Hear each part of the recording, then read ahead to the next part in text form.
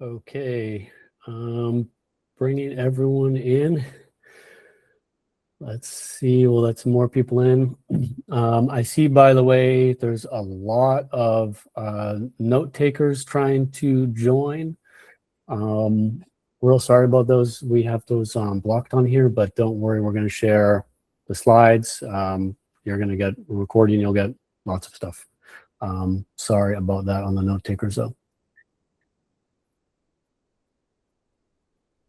Just letting some more people. So we'll give people a couple more minutes to join. Meanwhile, maybe I'm just going to try and get things started with the Q&A here. Introduce you to that. Oh, here we go. That's Lenka has sent you a tip. Please feel free to post here. Thank you very much to my coworker Lenka. Also, you can tell us where you're from, where you're joining from. Love to see where everyone's in from. Another feature that I want to mention to you, the Q&A supports upvoting. So I certainly recommend, if there are questions that you want to see answered, go ahead and upvote for them if you have the same question. And then at the end, when we do a Q&A, I can sort by the most popular questions. And I think that'll be a nice quality of life thing, because in case there's a lot of questions, that we can get through the most popular ones first.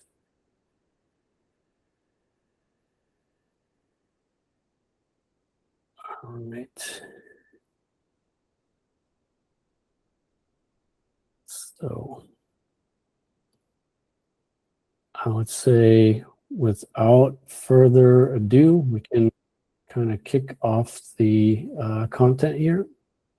There's still people joining. I have to stop once in a while to bring some more people in. Sorry about that. But so this is a topic I'm actually, oh God, let's get my face off the screen, okay? Oh no, there's my face again. This is a topic I'm super excited to get into. I'm actually a little nervous, to be honest with you. It's a very ambitious topic. It's new for me. It's new for everyone on planet Earth. Something we're all watching, which is UCP, and how this intersects with things like Google's AI mode, advertising, native checkout. There are so many topics here. I was saying the other day that the poor e-commerce people, they're sitting like, we know that AI is changing search, AI is changing advertising, and AI is changing the way that people shop. And all of us in e-commerce, we sit at the intersection of all three of these things. And so it's a completely wild ride.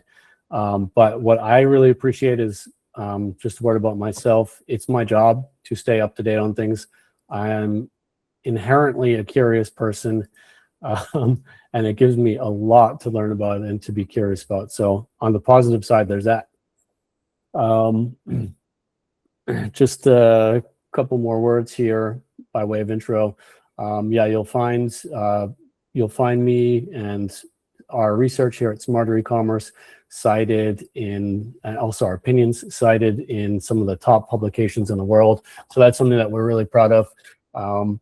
We've worked hard to bring a culture of excellence and expertise into our organization. We're just a little company in a small city in Austria. And I'm really proud of the reach that we've been able to have. And I think there's about 500 people planning to join this webinar. So thanks so much for your time, first off. And yeah, we've got now 18 years of experience in e-commerce.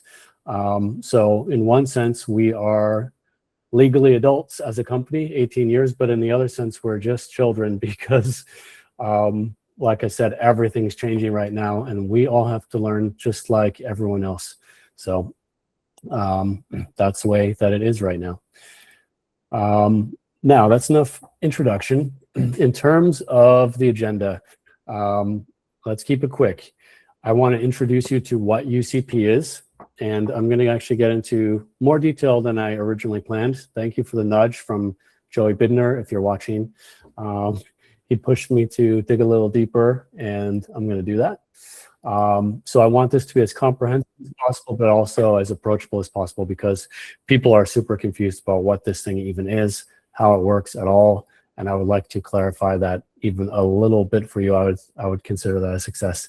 Then we're going to talk about the intersection of UCP and Merchant Center, your feeds. You hear all the time, oh, your feed is more important than ever. Your feed is so crucial. Okay, well, what does it actually mean? And where do you start? This is exactly what I'm going to address with you. I'm going to try to really, no excuses, just get into the stuff with you today. Ads and AI surfaces. This is by nature a bit more of an outlook, because these formats are just, they were just announced a month ago. I was there in California when Google announced them, and I'm going to share with you what I know and what I've learned so far.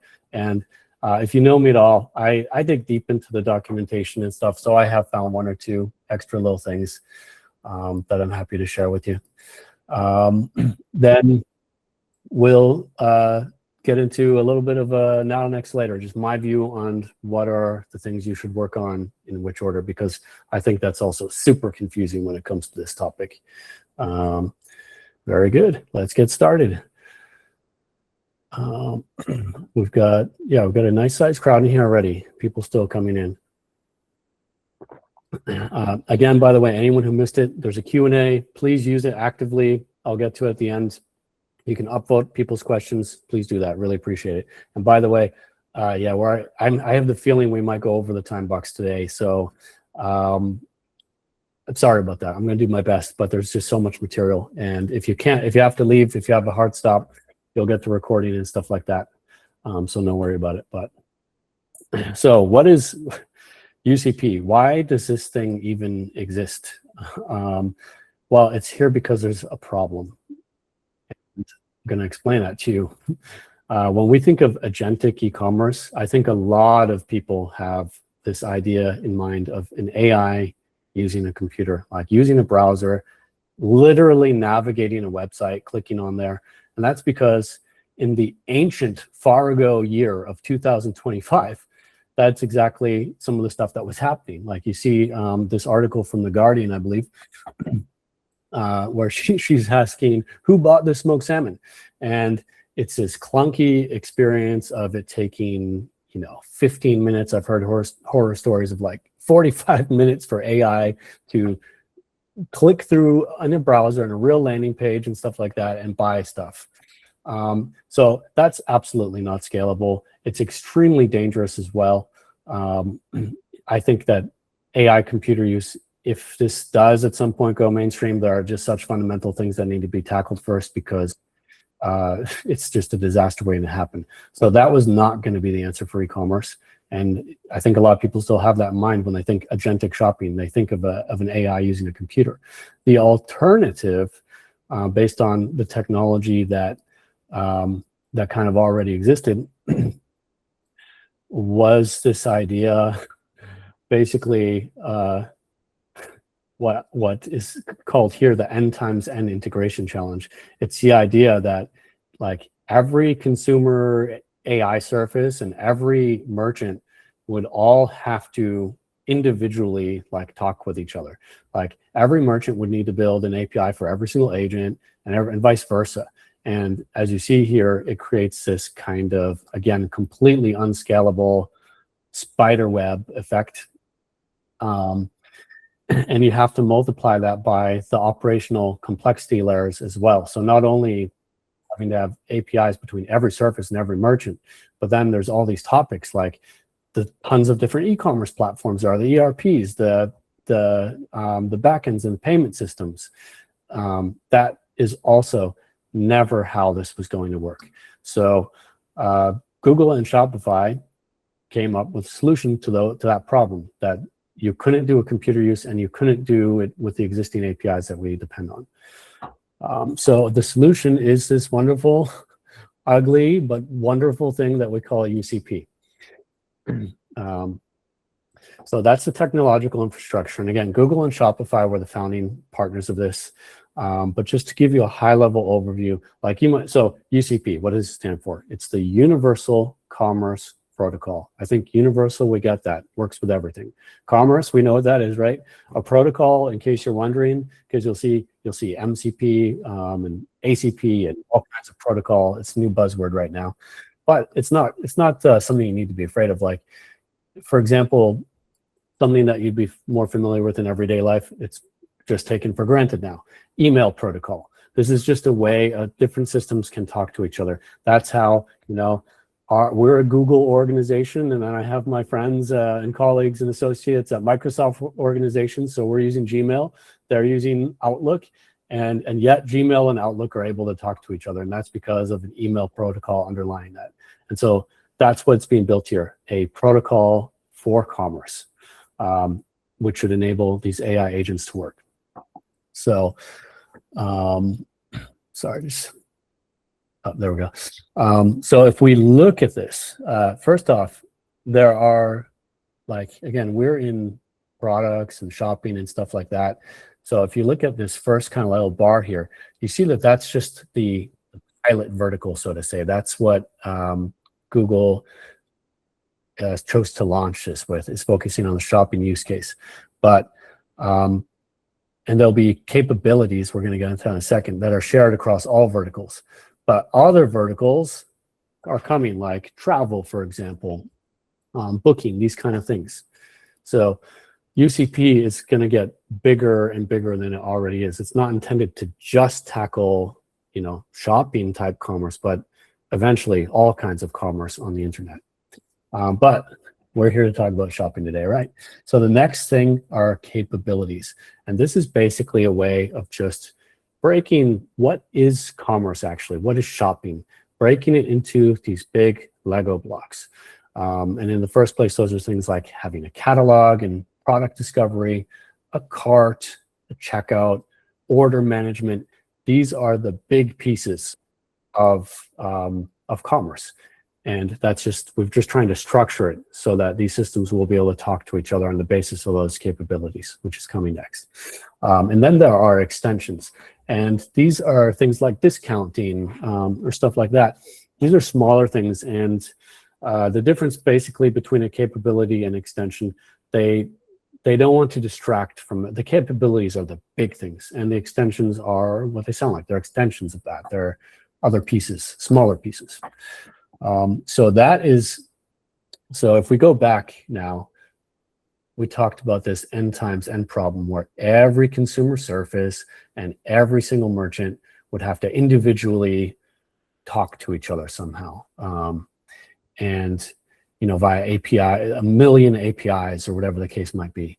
And so there is still this communication layer, like REST, that's probably the most standard. That's an architectural style for building APIs. It's like the backbone how a lot of the internet talks to itself. And then there's newer things like the model context protocol, agent to agent protocol. These are more of these protocols I mentioned. They're just ways of talking. So they're big enough that they need to be supported here. Sorry, one sec.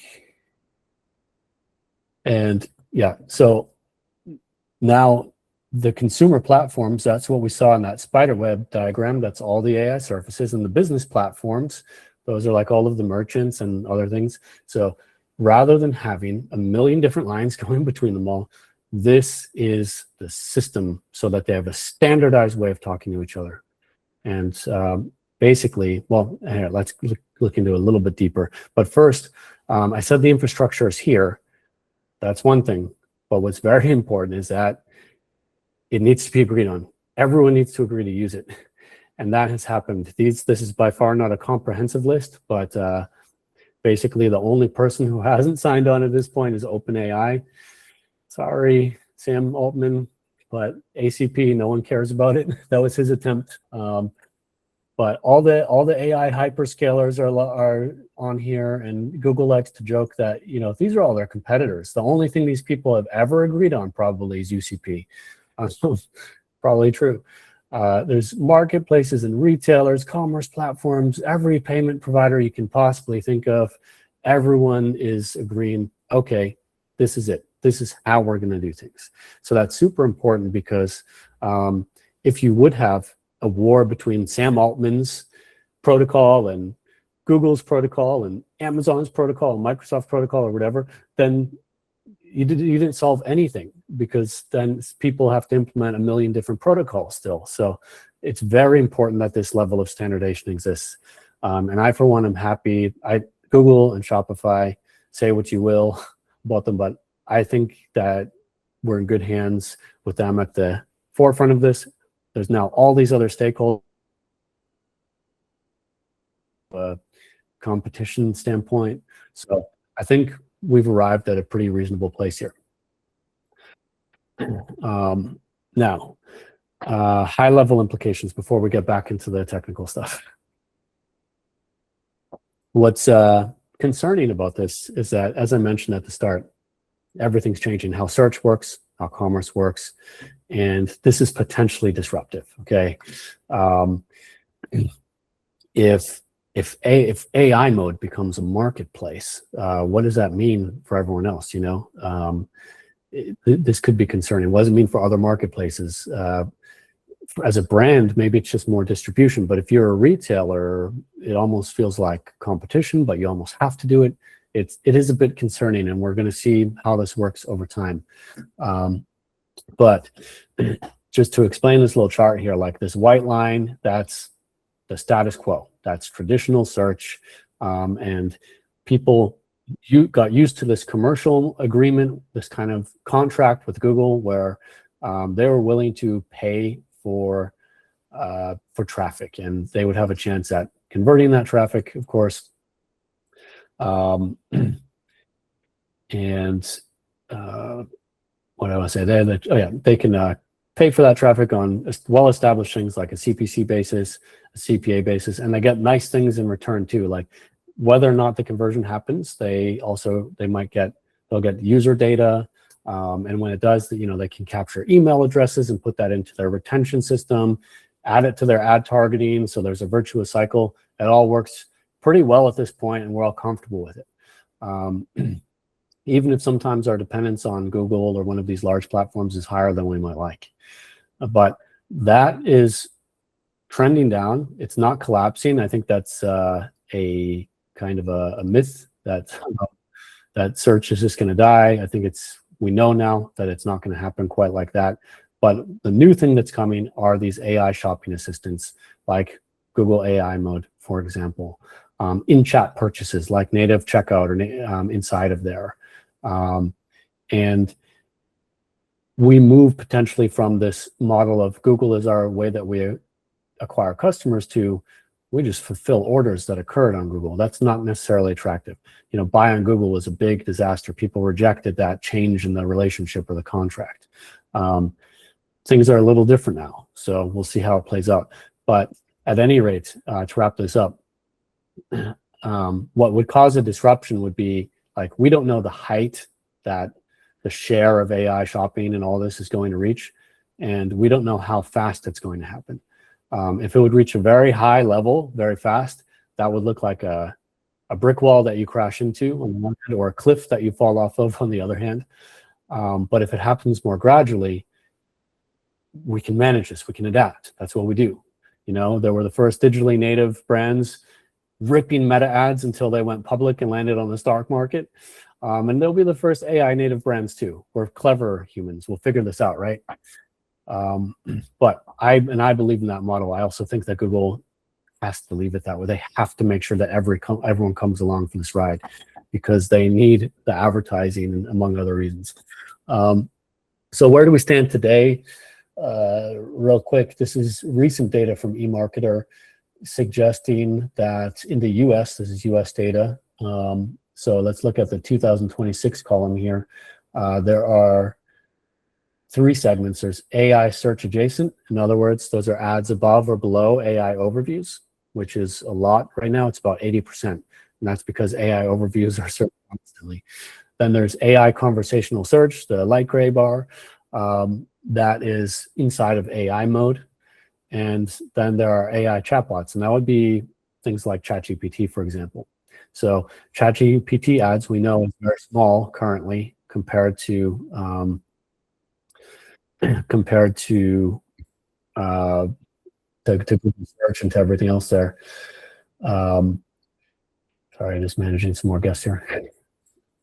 But it will get bigger. But Sam Altman, I love to take shots at Sam Altman. I won't be shy about it.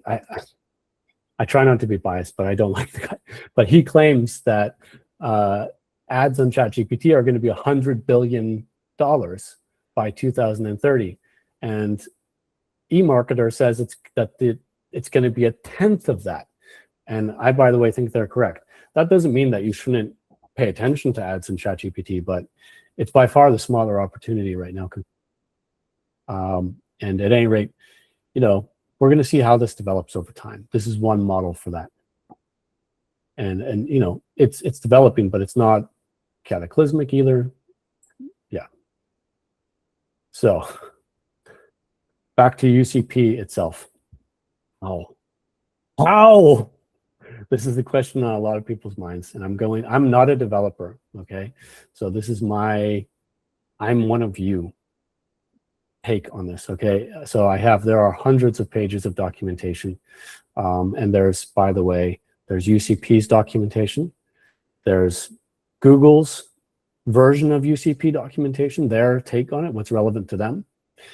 There is the Merchant Center for UCP documentation, and then there's Shopify UCP documentation, and then other shop systems will be coming more and more. And so it is intimidating. There can be hundreds of pages of documentation. Like I said, I'm not a developer, but I'm trying to pay attention. I'm trying to learn, and I'm going to share some of that with you. So at the infrastructure level about this is generalized. It's not specific to Google. We'll get to that in a minute, okay? And it also, there's more detail that we could go into here. I'm showing you the most important parts because we don't have all day to talk about it, okay? But you need to create a discovery profile, and this is like your ID card. And talked about those capabilities before, like checkout, cart, catalog, etc. So what you do is you declare what capabilities you support, what version of UCP you support, the payment providers you have, some key information like this.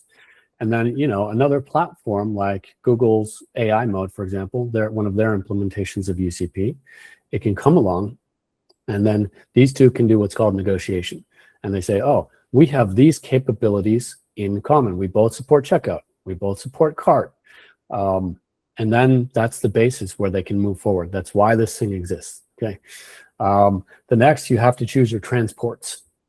And this is more technical, but this is, again, we showed the different options at the bottom layer there, the MCP, agent to agent, REST. These are the different options that are available. Where REST is, as we'll see, it's something that Google prefers to work with, and it's something that probably is the most well-known and least revolutionary for a lot of developers. So it's not necessarily a bad choice, but you need to make sure you're using a new version for security reasons. Then you have to set up your payment handlers. So which payment methods you accept. This could be credit cards. It could be, Apple's wallet or Google's wallet. It could be processors like Stripe, Klarna, whoever. If you accept raw credit card information, there are high security standards that you must meet, but these are standards. They're not new. They've been around. If you don't know what PCI DSS is, well, neither do I really, but it's like 12 things. It's just like it's a guideline for what you need to do to be secure. So check it out. But most people delegate this through a payment processor like Stripe or whoever. So probably not even that relevant anyway. Now back to capabilities. These are the most important ones, but there's, hold on, back up one sec, by the way. Another thing under infrastructure would be like identity linking. I'm purposely not going to talk about identity today because we're talking then about a privacy topic in an AI context in Europe. And I'm not talking about that till I spoke with 5 lawyers first, because that's just not, let's just move on for that for right now. But for the capabilities, these are some of the big ones: catalog, checkout, order, a catalog, for example. This is what allows for search and lookup. So this enables product discovery, right? But the nice thing about becoming visible in AI mode is that you don't have to care about that. You have to do some relatively minor things in Merchant Center, and you're covered. We'll look at those later, okay? Checkout, that one's important. You need to make sure that you can create the checkout, update the checkout, that this is continuously updated with these different statuses that you see here. Incomplete, requires escalation. It's just technical stuff. But you can read this in more detail later on, okay? And of course, there's all the documentation available if you want the level of detail that is needed to implement it. Then there's order. And at a fundamental level, you need to create a special endpoint for this to retrieve the order. And then there are these webhooks that are basically shared with, for example, Google, so that that platform can know what the status is, instead of it just being hidden in your backend somewhere, ERP or wherever. So what is a little bit important here is that for each one of these, and there are more capabilities, but these are the core ones. For each one of these, how you implement it will depend on the transport that you're using. And that's where I don't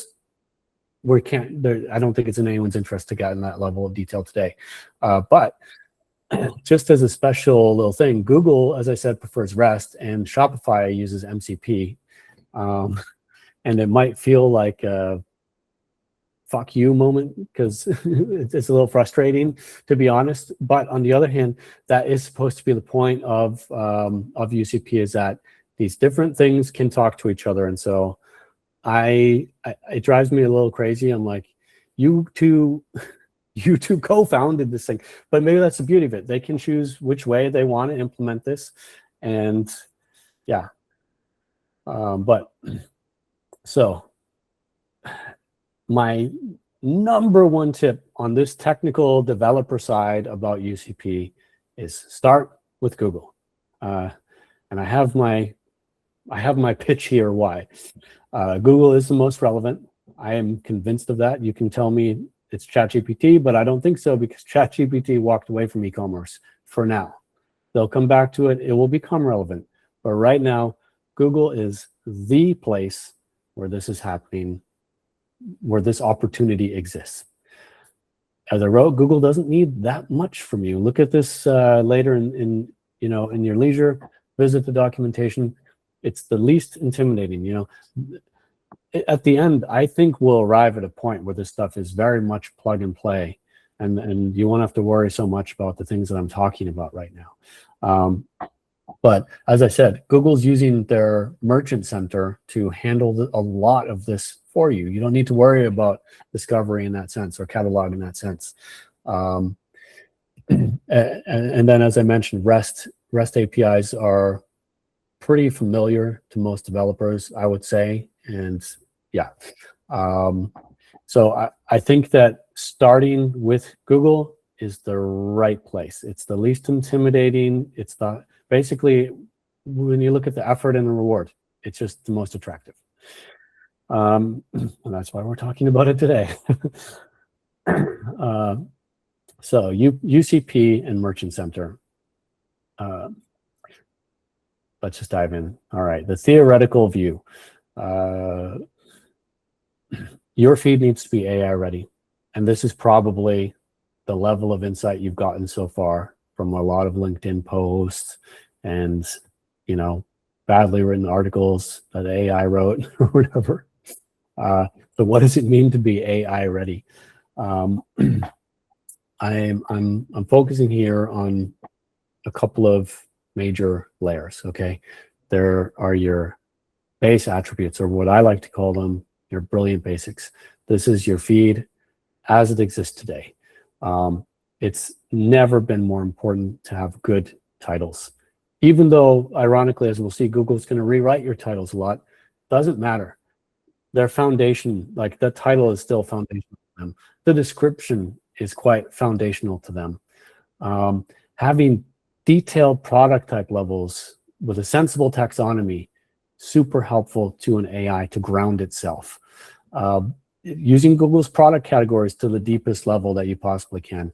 This stuff is not new, but it's, it's the year 2026 and still, and that's not a judgment statement, but that's still work to be done for a lot of businesses. And so that is foundational work that you need to do anyway. What I love about what's happening right now is it forces us to do things we should have done a long time ago, and it forces us to do the things we're doing better, because that is what it will take. The next layer are conversational attributes. I don't want to say too much about that right now because we're going to get into it, but literally people's search queries are more conversational, and Google wants to fulfill that.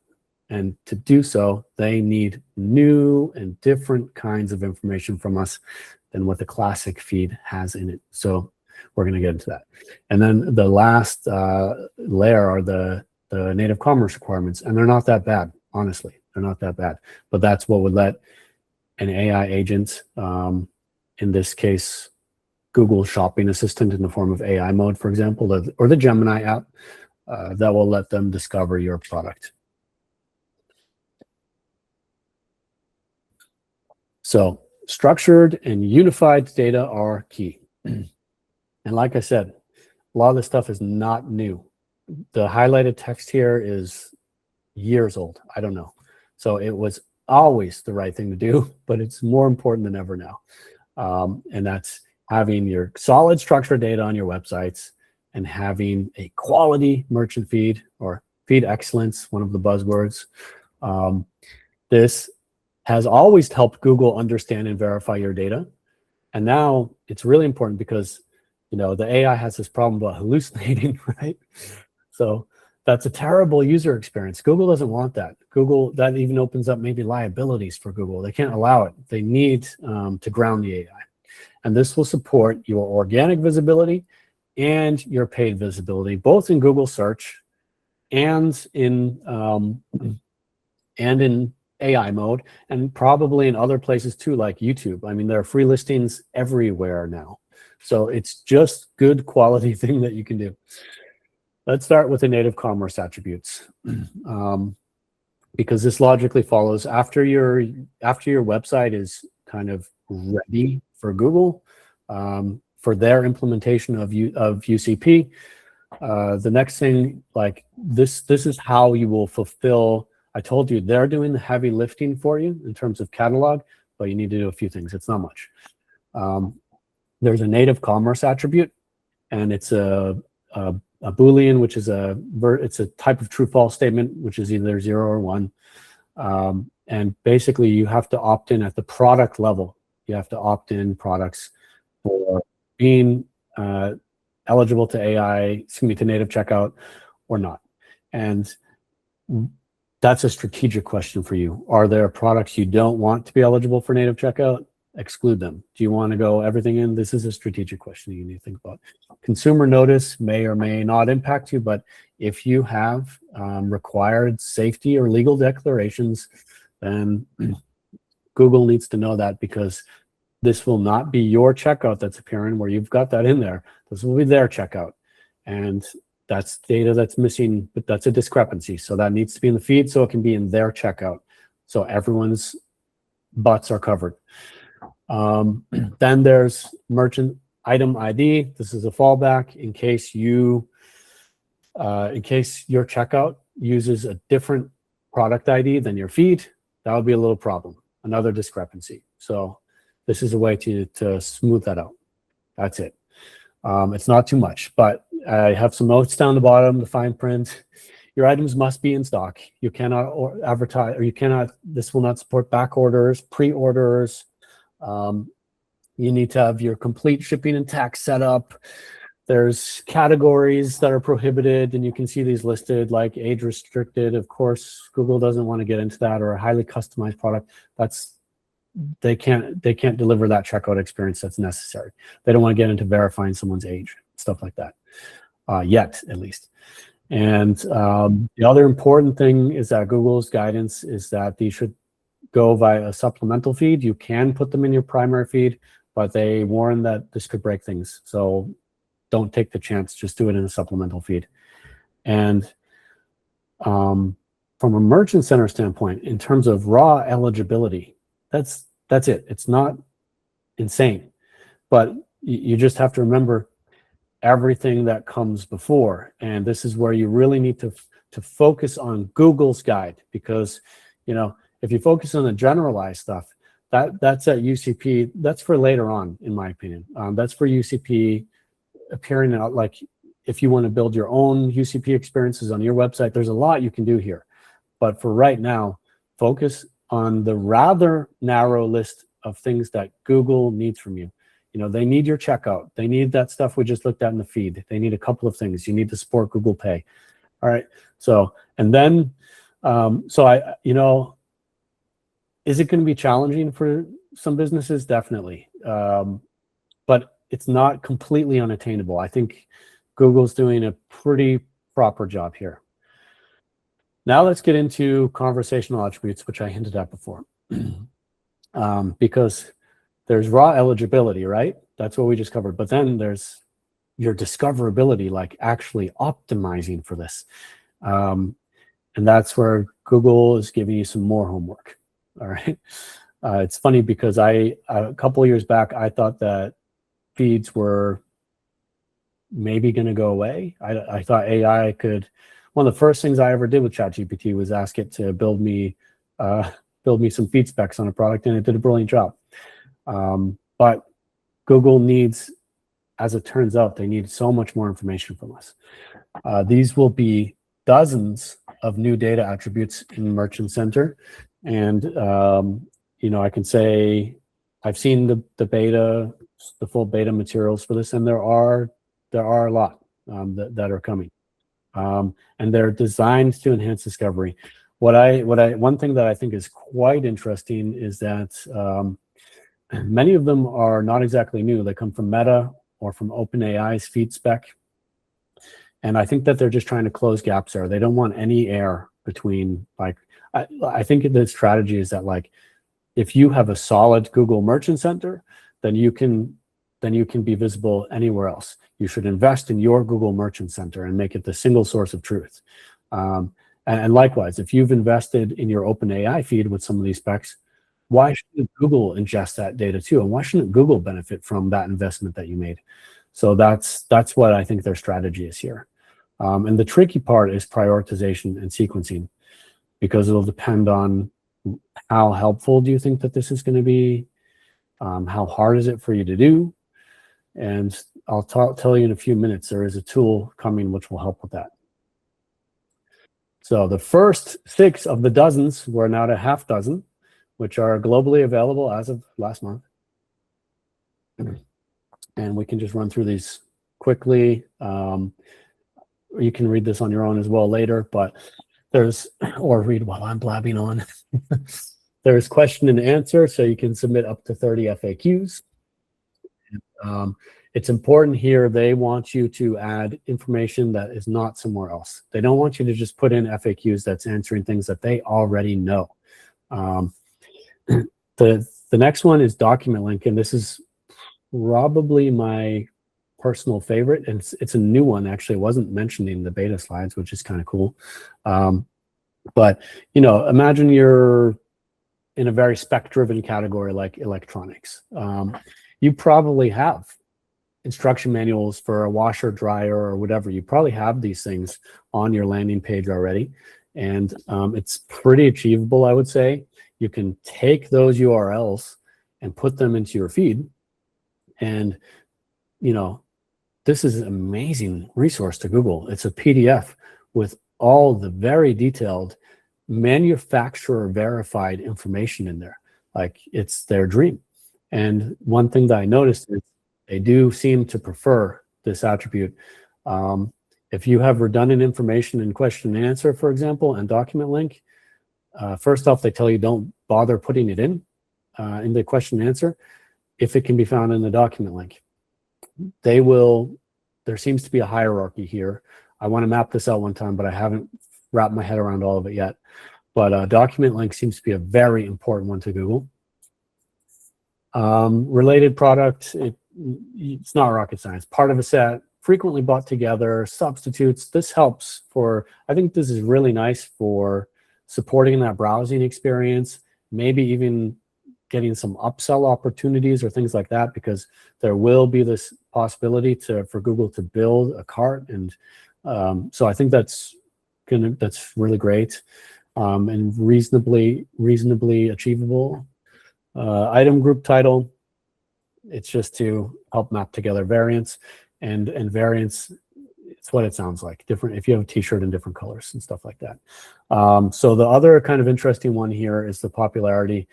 And I think what they want to do is, to a certain extent, replicate some of Amazon's experiences. For example, like Amazon will put a little label on letting you know that something is a bestseller, and that, I think, increases the click-through rate and the sales velocity and stuff like that.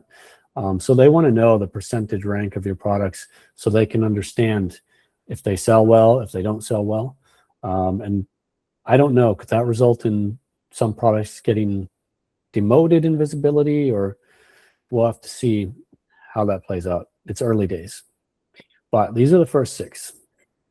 More to come. Because these are not officially conversational attributes, but they do, I'm calling them glow-up attributes. They do directly contribute to your discoverability and visibility and AI services, according to Google's documentation. Okay, I'm not just telling you my opinion. So I call them glow-up attributes because they've been around for a while, but yeah, they're glowing up a little bit. They're getting kind of a new life, new importance, and stuff like that. So product highlight and product detail, these both rolled out, I think, in 2019 or something like that. And again, I think this was designed to help Google's shopping experience rival Amazon's a bit more, because these create lists of bullet points.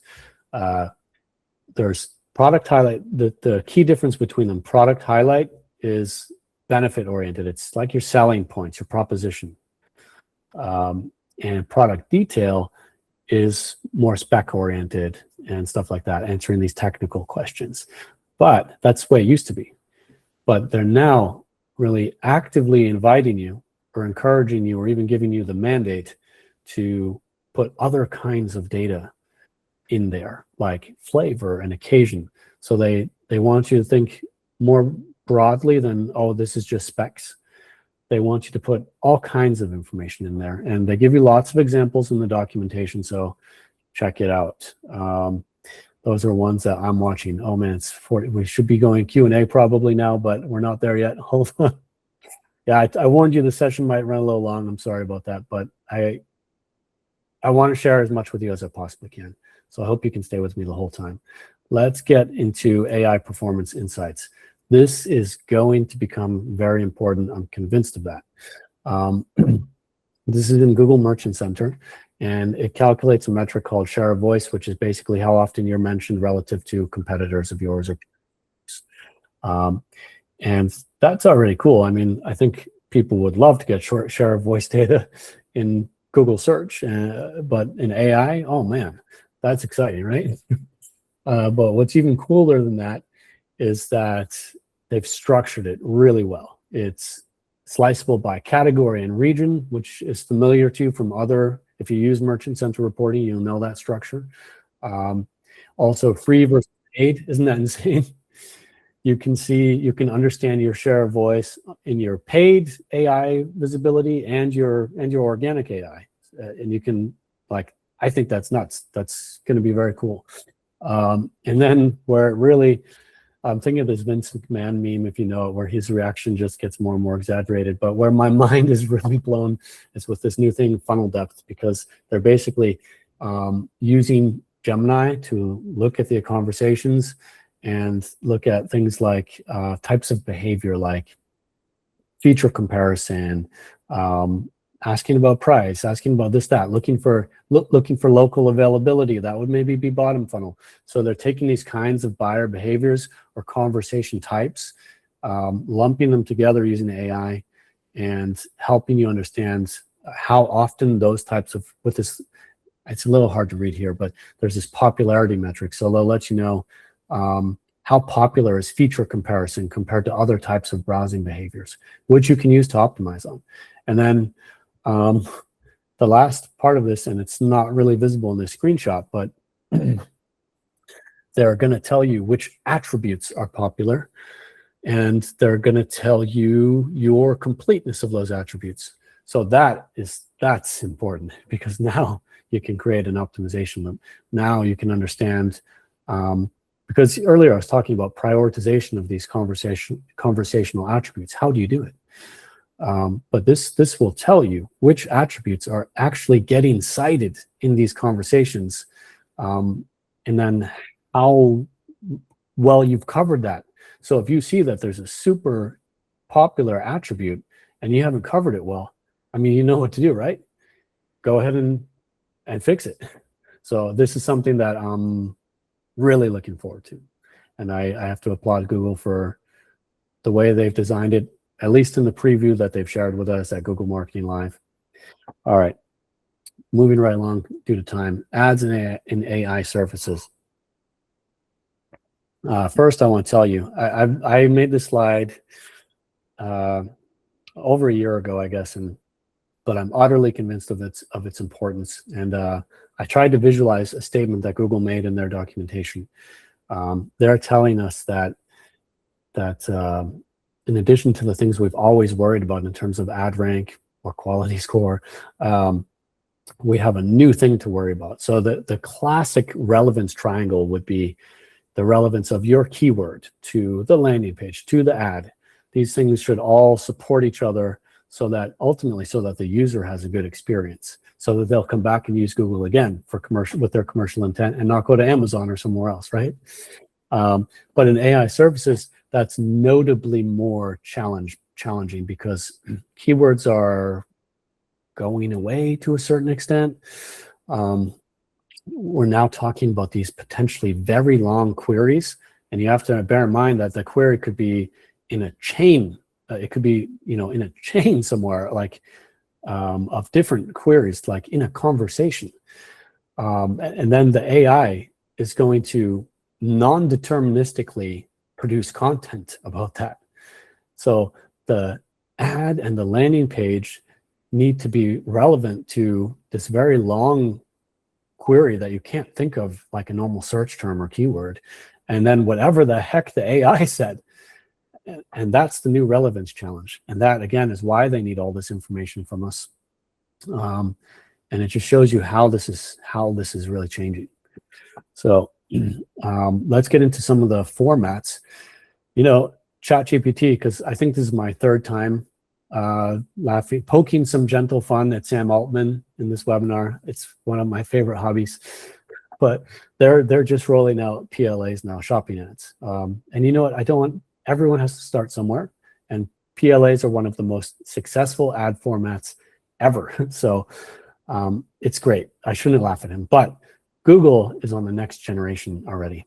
And what they are doing is making ads that are native to AI, not native to Google SERP like PLAs were, but native to AI specifically.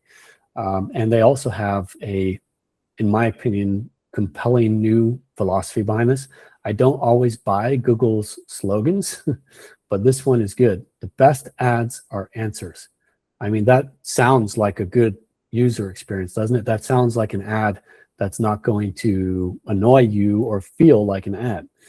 And I'm going to start with arguably the biggest to me, because these are AI-powered shopping ads. Why is it the biggest in my opinion? Because I think it's probably the first it's probably gonna roll out sooner than some of the others and achieve scale sooner.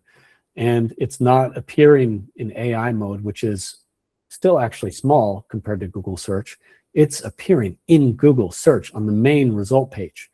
So what will happen is that if Google detects that there is a really lengthy conversational query, instead of someone typing men's running shoe size 42 or whatever, or size 12 or something in the US,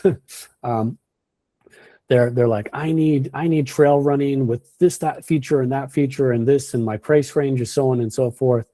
When they've gone and done that, even on Google search, Google feels that a PLA is no longer the proper experience. They're going to completely swap out the standard PLA experience with these new ads. And if you look at them, you see that there's a lot of text in there. And we'll talk about that, where that text comes from in a minute, but this is feed-based. This is feed-based. So, everything that we've talked about, like here, slim, fast start machine, it's taking things from your, maybe from your product highlights or from your product detail or from Q&A, whatever, and it's synthesizing this text out of that information. I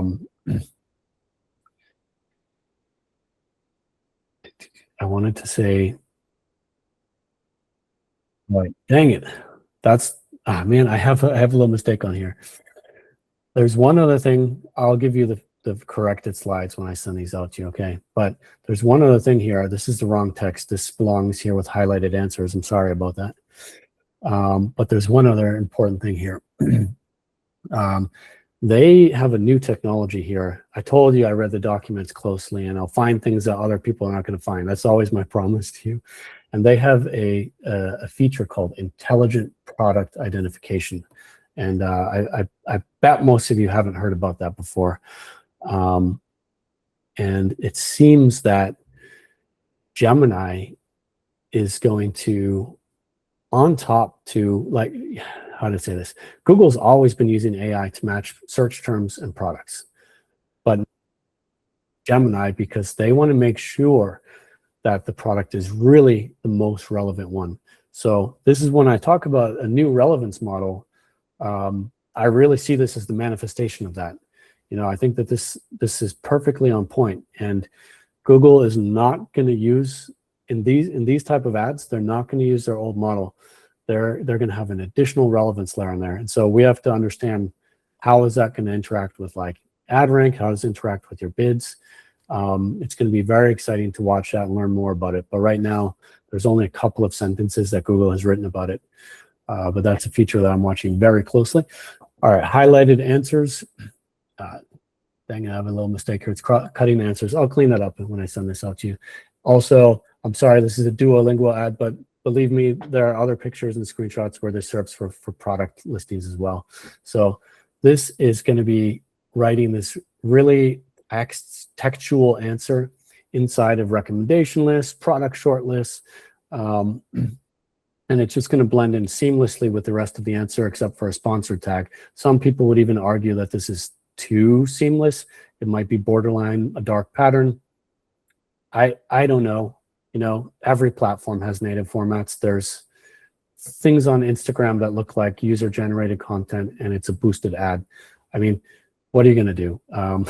I'm not going to die on that hill. But what I think is super fascinating about this is that Google is making an argument that shopping ads and text ads are converging. And until I saw these formats, I thought that was nonsense. But now I get it, because if anything, this looks more like a text ad than a shopping ad. There's only text, but it's 100% feed-based. It is not a text ad. It is not served by a search campaign. So this is what's super fascinating. This will be served by AMX and PMAX, all of these. And then there's conversational discovery ads. Sorry, AMX shopping. Well, get into that. So again, this is just another format. You can read this later. We're a little tight on time. I'll keep going, but they're very visual. They're very textual. It's certainly a better experience than Sam Altman serving a standard PLA in ChatGPT. So I think this is going to click-through rate a lot. And then last but not least, this is announced last year, direct offers. Not my favorite format, to be honest. I mean, it's cool. What they've done, they're expanding the scope of this bit. So you can specify discounts that you want to offer or bundles that you want to offer. That's fine. What I don't like is that AI decides when is the appropriate moment to trigger this discount. And it's, in my opinion, large language models are not qualified for that task to decide when that was really necessary or not. So that's something that I worry about, and I would like to understand in more detail. You know, they don't have a price elasticity model. They don't. How do they know? I can pretend that I need a deal or something. Like I'm just not convinced. But anyway, AI campaign tech. We can save some time here because I am purposely keeping this relatively out of scope. I have a couple of key messages I want to deliver. So this was a really important slide at Google. They just wrote the words AI Max and PMax on a slide, and that was it. And they asked, are you picking up a pattern here? All those formats that we just talked about, you need either AI Max or PMax to serve there. Your standard campaigns, without activating that, are not going to be there. And so I think that is quite a compelling case in the mid and long term why these campaigns are the future. They won't even roll out in Europe for a while. They won't scale up for a while, but anyway, now's the time to start learning about them because you want to be ahead, not behind. I'm not going to talk in a ton of detail about AI Max for search or AI Max for shopping. I wrote a whole guide about AI Max for search earlier this year. I did an interview with Jenny Marvin. I've covered it a lot. And AI Max for shopping is something I have to tell you, I love it so much, and I actually love it 10 times as much as AI Max for search, but I'll be covering that more later in the year, so stay tuned. But let me just, in a nutshell though, what AI Max for shopping does is it has a very powerful thing called text customization, which doesn't sound fancy at first. It will make your standard product titles more relevant when that's necessary, which is very cool already. But it will also be the engine behind, together with your feed, behind these totally new ad experiences. And I'm super hyped for it. I'm super sold on it. I'll be telling you more about it later in the year. Input optimization. This is one last thing, because we talked, like, there's this new relevance model, and I'm pretty sure Google's going to do a good job on this, provided they have the assets that they need from your feed and stuff like this. They're very focused on relevance. I see that with intelligent product selection and all these things. They're clearly working on that. The user is covered. What I'm worried about is the advertiser. So this is kind of my guidance to you when you're using these campaigns, because Google's going to take care of a lot, but they're not going to take care of your business per se. They're going to take care of everything in the campaign. But what you can do, and I know it's asking a lot because you have all this stuff to do in your feed, but you can work on activating your first party data, not first party audiences, but your first party product data, your audiences too. And then helping guide Google so it's acting smarter. So that's something that is unresolved for now. And yeah, I would say let's not forget about ourselves. Take care of ourselves too. Now we're at the time box. Sorry about that. If you got to jump, I'm real sorry to let you down, but it's just so much content. And if you can stay on for the Q&A, please do. So now, next, and later. Now, step one, talk to each other. If that sounds like a platitude, it's not. It's effing serious. Your SEM team, your paid search team, needs to talk to your SEO team, or whatever they call themselves now, GEO. They need to talk to each other. They need to talk to the e-com team and the developers. This is a coordinated effort. As I said, the structured data that your SEO team is probably responsible for, the feed that maybe your paid search teams are responsible for, all these web hooks and REST APIs and stuff that your developers, everyone needs to come, the e-commerce and checkout, the e-com team, everyone needs to work together on this. It is no one single person's responsibility. And if one team does their job and the other doesn't, that won't cut it. Everyone needs to execute. Next, evaluate Google's UCP implementation. If that sounds vague, no, it's not. There's a very specific thing here, because as I said, there's UCP.dev, UCP's whole massive implementation. Do not start there. You'll go crazy. I certainly drove myself crazy reading all that stuff. Don't go there. Go to Google's implementation, because that's where we're starting. That's the most important thing, and learn about it. Focus on your brilliant basics. Don't start with your conversational attributes if your taxonomy sucks. Don't start with conversational attributes if your titles and descriptions suck. We have to fix today's problems before we worry about tomorrow's problems. I'm going to be blunt with you. Migrate DSA to AI Max for search. When it comes to the campaign tech, this is the first thing that you need to do. Okay, the deadline got moved till next year. If you're following along, it's going to be in February, March next year instead of September this year. That's great news. It gives us some time, but don't just waste the time. Use it. Let's start testing and migrating. I think that's an important one, because I see about 15% of costs are running through DSA. That's a lot of search costs. Next, now you can focus. Once you got your basics done in your feed, now you can focus on your conversational attributes. Okay, I know it's jumping to the top of everyone's roadmap, but I'm serious. Take it in order. Take it one thing at a time. And here, by the time you work on this, maybe there's going to be 12 or 24. I don't know how many, but you have to decide where you'll start.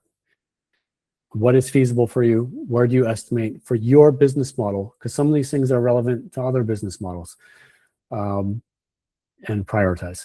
Set up your native commerce attributes. That's the next thing you need to do in your feed. It's not a lot of work. It's pretty easy, actually, or in the grand scheme of things. I think so. You can tell me I'm wrong. So now's the time for that. And you've already migrated DSA to AI Max for search. Let's see exactly when AI Max for shopping is going to leave beta and go to general availability. I hope it'll be later this year, early next. I don't know, but that's a next. That's not a now thing unless you have access to the beta. Lucky you, but that will matter fast. I'm convinced about that, and that's why later on this year I'll be talking about it more in a lot more detail. Implement UCP for Google. We were talking about evaluating it before. Next, you can work on implementing it. And again, UCP for Google. I think you'll cover 80% of the possible value that can be attained by UCP, if not more. Probably 90% of the total value is in Google's implementation, because AI mode is the boss for this right now. So that's where we start. Later, now you can move on to your second tier conversational attributes. Hopefully, we'll have some AI performance insights data, and you can start to measure and optimize. Decide, maybe there's one you totally overlooked it, but the data shows you it's popular. That will be possible now. And then you can think about other UCP integrations beyond Google. But I don't think it's relevant now, and until, I don't know, OpenAI has so much work to do. OpenAI doesn't even support UCP. They work with ACP. So later on, you can look at this big scary thing that all of UCP is, but it's such a vision for the future. It will take years for this to unfold and to mature. So start with Google. All right. Finally, all right, we're only 5 minutes over time and we're starting the Q&A. Again, I apologize for that, but there's still a lot of people in here, so I don't want to let you down. Opening up the Q&A now. Oh, by the way, for anyone else who has to leave, thank you. Really appreciate you sharing your time with us. Okay, so here we go. I'm going to sort by popular. Joey, hello, Joey. I'm glad you could make it. I hope hold on, I'm gonna do my best Russell Crowe and Gladiator. Are you not entertained? I tried to fulfill what I think you were asking for when we talked the other day. So Joey asks, how do we get this share of voice table? I'm not seeing in my accounts yet. Oh, he says the talk was awesome. Thank you, Joey. Well, so it's coming out first to US, Canada, Australia. It's coming out in some of these English language markets. And then it will come to UK later, probably for regulatory reasons or whatever, but it's in like a pilot thing now. It's coming out later this year. Okay, so you're not going crazy that you don't see it. Sadly, we have to wait. Next most popular question: why can I not see AI performance insights? I'm sorry, I don't mean to say that it's here yet. Maybe I should have made that more clear. It's coming. It was announced at Google Marketing Live, and it should become more available later this year. Sorry about that. I know we all want this stuff yesterday. Are the new updates to Google Merchant API built in to accommodate base UCP needs as well? That's a great question. I would have to look at that to answer that in detail. I don't really think so. What I will say about Merchant API, so there is some more analytics besides the AI performance insights I mentioned. Some form of native checkout analytics coming, and it will be available through Merchant Center or Merchant API. The metrics are not great, you know, compared to what you would have if it would be your first party checkout. There's stuff like clicks to buy. I don't really know what that means exactly or how to interpret it, so sadly, but I think that's the only thing that jumps to mind in Merchant API. By the way, another topic, another time. Another thing popped in my mind, but let's see. If you are on Shopify, is a lot of the development heavy lifting taken care of with their direct integration, or do we still need to manually integrate everything? I have looked at Shopify's documentation a bit, and they talk about MCP containers, and I'm not as familiar with it. I don't know the exact scope of that stuff. What I do know is that it's not plug and play. You do have to invest developer resources, even with Shopify. And that's a bit frustrating, but we still, you know, it's early. We're in a bubble. Everyone in this webinar is probably a nerd, and we're in a bubble. This stuff is going to take time.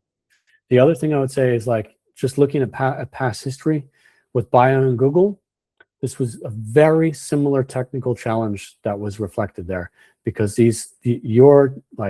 your orders and your checkout and Google's like user interface, they all had to speak to each other. And what I can tell you is that they got there. No one ever used it in the end, but Google and Shopify made that into, if not plug and play, then nearly plug and play, seamless integration. And I'm convinced we will get there here as well, but it's not there yet. Yes, to someone asked if we'll share the recording. We will share the recording. We will share the slides. We'll share everything that we can. I'm confused as the difference between the UCP itself and the transport layers. Let's see if it. Yeah, if the consumer, if the consumer systems have different transport layers, to answer your question, your final question you asked, can different transport layers work together? Yes, that is one of the whole points of this exercise. Is that Shopify is using MCP, Google's using REST, someone else might use A to A, but it doesn't matter. All these systems will be able to talk to each other because they have a shared view of capabilities. That's what happens. They see commerce the same way. They understand the same building blocks as each other, and they're able to take it from there in a simplified way. The submission format of the conversational attributes has been spinning my brain, as some of them can be quite complex to format. Yes, in a sheet for a supplemental feed, and tools like Data Feed Watch are not caught up onto this. Are we using any tools or format templates? Have some patience with me, Joey. They just rolled out last month. No, and with the others too. Again, no, but I agree. Some of them are complicated, and there are thorny little things in there because you'll be answering a question and it'll have like commas in it, right? But then you're uploading via CSV and it completely breaks. So there you need to use there's going to be tips and tricks coming up, like use TSV instead of CSV, a tab separated sheet. That won't break. There'll be tips and tricks coming. Tools will work to support this. We are also looking at it ourselves, but more to come. Everything in time. Someone works for a subscription product that uses direct debit as the payment method. Do you expect this will be supported in UCP? I don't know about that payment method, but your subscription product is not looking good. I'm sorry to say. Subscription products are not currently supported as far as I know. Just to understand the merchant's item ID use case completely, we use this when our product ID in the feed is different than the product ID in the store. Yes, that's correct. My feed management software adds prefix suffix to my ID, and my store just uses the parent. Yes, you need that then. You have a problem, and you need that. Is there a value in publishing Q&A, product highlights, etc. if native commerce is disabled? 100%. Because UCP is powering organic experiences. Like UCP can appear in organic things and ads. This stuff all intersects with each other. This will help AI give visibility to your products, period. It will help serve new ad formats. It will help serve organic experiences, everything. You need this regardless of whether or not you might say, no, thanks, I don't want to do native e-commerce. Doesn't matter. You must use these to boost your visibility in the future. Good question. Do you think standard shopping heavy accounts should adapt toward AI mode strategically? Oh, yeah. Yes, I do. So if you're using standard shopping, you are going to have problems in the future if you do not use AI Max. And I think you can have your criticisms of AI Max for search. I do. I have concerns. It doesn't inspire me that much, to be honest. It's mostly broad match and DSA. I don't find it inspiring. What can I say? But AI Max for shopping is inspiring. This is going to be great just for your normal shopping ads alone. It's going to rewrite your titles when there are hyper-specific queries. That is already a dream come true. How long have we always wanted that? So it's a must-have. Even though I have little direct experience with it yet, I've read all the beta stuff all the way through, and I'm fully sold on it. Feed getting complex more and more. Would it make sense to set up an internal feed optimizer in our shop backend, or should we leave it to Merchant Center? Yeah, the feed. This really contradicts what I thought 18 months ago, or even more recently, maybe. But the feed is so much more important because Google could use LLMs to read everything on our landing page, read everything we have. They could do that, and they could build their own feed, but that's not what they want. That's not scalable enough, whatever. They're afraid of hallucinations. They want structured, verified data, semantic data. So I think it can absolutely make sense to set up an internal feed optimizer. There are other tools out there too, that are developing. There's Google FeedX, which is for A/B testing. There's in Product Studio API. There's a tool that will help you rewrite your titles and descriptions. Maybe I should mention this earlier in the webinar, but there is support that exists, and that is coming. Will brands with resellers be able to submit authoritative conversational attributes, e.g. via Manufacturer Center? That is such a cool idea, and I don't know, but it's a great idea. I think that they should be able to.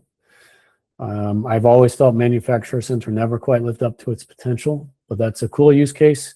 Please send it to Google's product team. Will this be implemented in Greek markets in the future? I think so. I hope so. Europe is usually on the bottom of the list because we are a pain in the butt to deal business with because of regulation. But it will come to us eventually. I'm sure about that. A bit besides today's point, but will all these new AI features, with all these new AI features for shopping products, do you see AI-powered improvements for leads like B2B in the near future? Well, I didn't mention it because it's out of scope, but also at Google Marketing Live, an AI native format was launched for B2B leads. It's called B2B Business Agent or something like that. And basically, like in the lead gen text ad, there'll be a little widget that someone can click on, and they can talk. You have to check it out because I'm not a B2B lead gen person, but so there is so far one native format for lead gen, and I guess there'll be more coming. So I think the answer is yes. When do you reckon we'll see or need this in Europe? Well, you know, what we're just talking about, regulation, right? With TikTok now being a marketplace, when do you expect Google to become one? Well, it's always been their dream. It's always been their dream, and they're getting closer now. For now, we're switching to products first in SERPs instead of blue links, but the links are still going to web shops, websites. When are we staying in Google to check out? So I do not know how long it's going to take to get here. I just don't. That's the answer. I think it could take, I hope by the end of next year, it's here. How long do they want to take?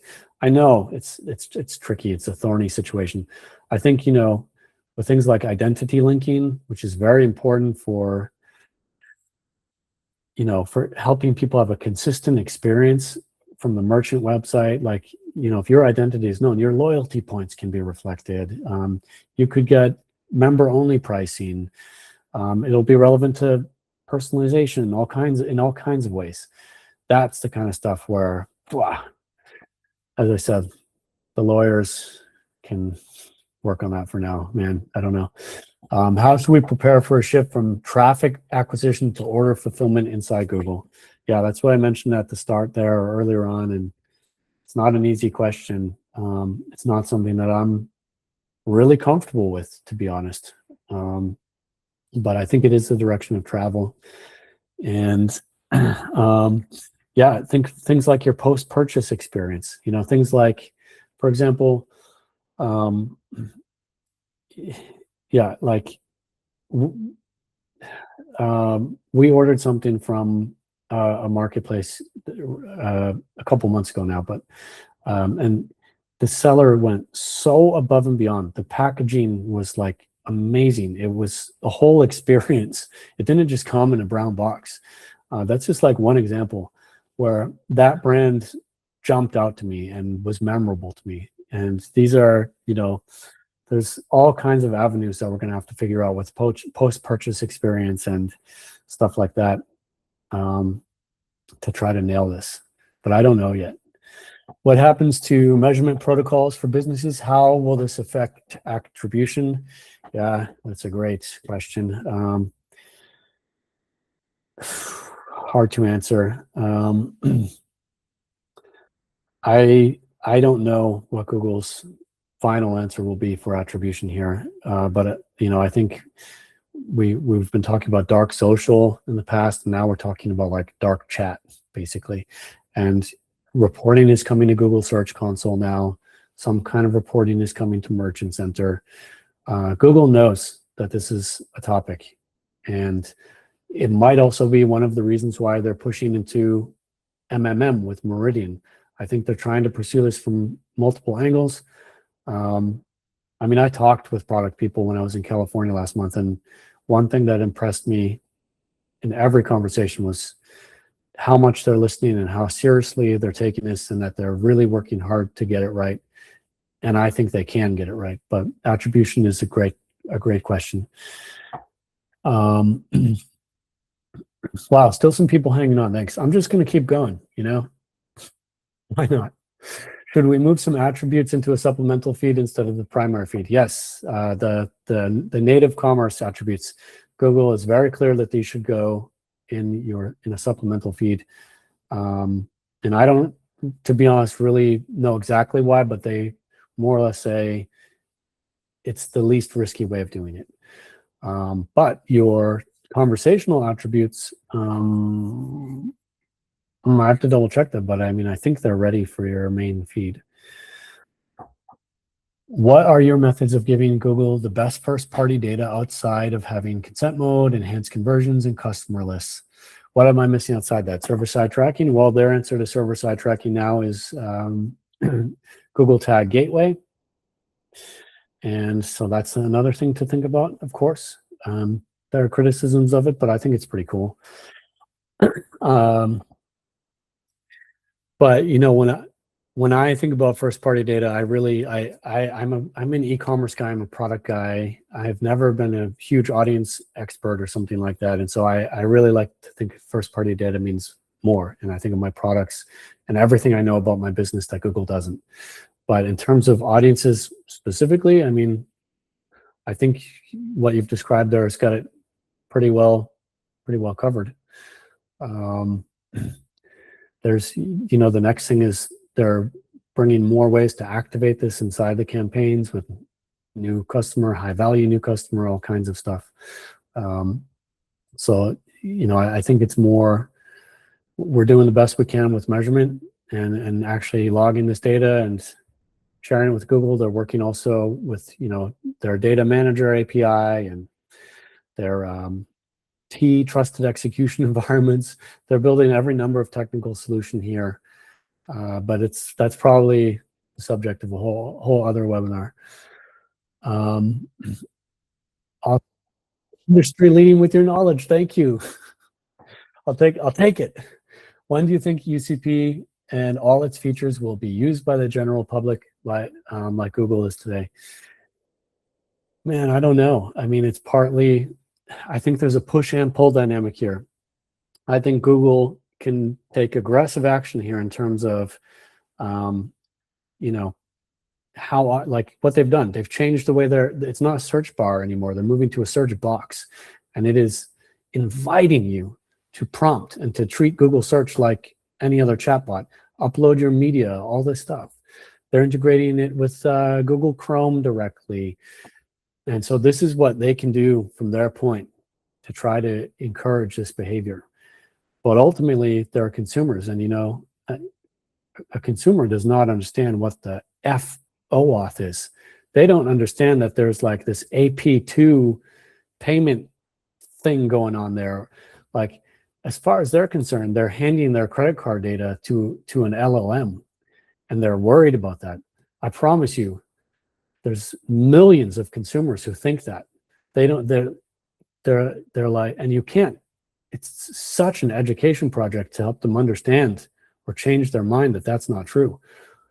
You know, how do you want to explain the technical way? Because the credit card data is completely secure. It's highly secure. But translating that to the mass market is it's not simple. And so this is this trust gap. And then that's just one example. This is the trust gap. So how consumers will really adopt it, I can't quite predict it. But I think everything will move a bit slower than what we imagine. And you see how impatient we all are with some of the questions in here.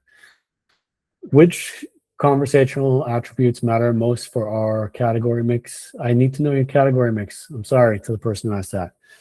I can't answer that unless you tell me. And I maybe I still won't be able to, but should we start migrating DSA to AI Max for search now? Yes, I believe I said it, but yes, I do think so. DSA is a beloved campaign technology for me. I'm sad to see it go, but it is what it is.